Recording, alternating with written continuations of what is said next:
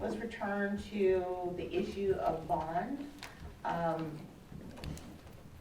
Mr. Dean, I have received your request for restriction of certain information.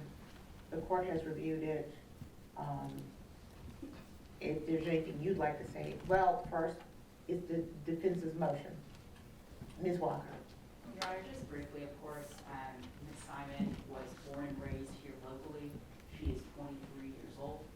Speaking to the statutory factors, just briefly, Your Honor, we would say to the court that she is not a flight risk, one, because she lives here, two, because throughout this investigation, she remained here locally, knowing that she was a person of interest in this investigation, and that she is presently under a defects case plan, which I will not get into the details of, other than to say that she has every incentive to remain in this county pursuant to that plan in order to reunite with the children, and certainly that would be her hope.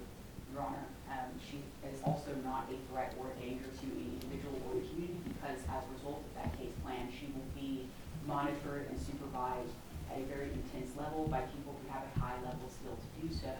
So concerns that the court may have based on the allegations in this indictment should be factored in related to that case plan, Judge, and that she's not at risk of committing a felony because she has no felony history and is presumed innocent of these charges, of course, Your Honor. And finally, that there's no evidence that she would have any ability or desire to intimidate any potential witnesses. Simply being related to some of the witnesses in this case does not rise to the level of that concern, Your Honor. And so for all of those reasons, we would be asking the court to adopt essentially what the defects case plan is. We'd be happy to provide a copy of that to the court if the court is so inclined to grant bond so that the court could conform its order to the defects case plan. It's our position that there are provisions therein such as drug treatment, et cetera, which will support her while she would be on the outside. Furthermore, Judge, that we have a location for her to live that is safe, it is out of county, and as the court knows, this has been a very highly investigated and focused upon case in media and social media, and so we would not provide that address to the court for fear about Ms. Simon's safety. As the court knows, she has been harassed by various members of the public who knew her prior address, and so we're very concerned about her safety should she be released, and we'd be happy to provide that to the court, but certainly not in open court, Your Honor. Thank you, Ms. Walker. Thank you. Mr. Dean. Your Honor, as the court has referenced, yesterday afternoon, I emailed to the court the state's 9-page response to petition for bond, which I then filed in open court and served on the offense this morning. They were, of course, copied on the email version yesterday. In that filing, which will be restricted because it contains sensitive information that ought not be released, I believe that the state has both preemptively responded pretty conclusively to some of the arguments just articulated by counsel, and also made certain other factual and legal arguments about the defendant's unsuitability for pretrial release in this case. And with that, I will rest on the written filing. All right, thank you. In consideration of the information that was presented from the defense and from the state, the court will deny bond based on the risk that she would commit a felony while on bond, and there's risk of flight as well. So with that, bond is denied. Absolutely not. Thank you. Thank you. Now, let's move into arraignment at this point. You have your client come forward.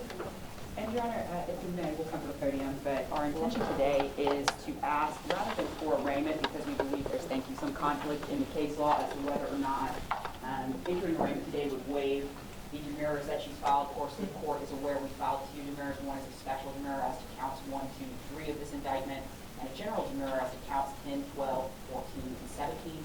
So what we'll be asking for today is for the court to simply set us down for a motions date where we can address those issues with the indictment, and then we would move forward with arraignment on that date if the court is so inclined. The court will do that. Motions hearings will be scheduled soon, and we will set aside time to address the several issues, that as well as other motions as well. Thank you. Okay. Turning now to arraignment. Ms. Walker, does your client waive formal reading of the indictment? Well, Judge, I think we may be doing that at that motion hearing, we can do it all together. We're just concerned about waiving per arguments as to the mirrors that we've already filed, so we could move forward with arraignment at that motion stage rather than today. What the court is willing to do is preserve your Understood, Your Honor. your right to demur at this point. I would like to move forward with Okay, arraignment. absolutely, Your Honor. And yes, so we would waive formal reading of the indictment. All right. And Ms. Simon would be entering her plea of not guilty on the case and demanding a jury trial, but of course we have motions hearings to come. Very, very true.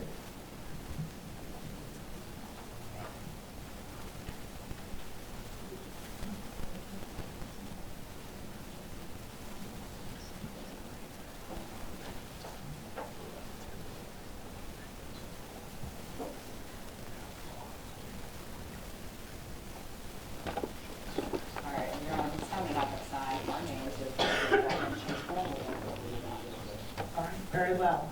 Motion date to come. Thank you. Thank you. Thank you, Ms. Walker. You may be excused. Thank you.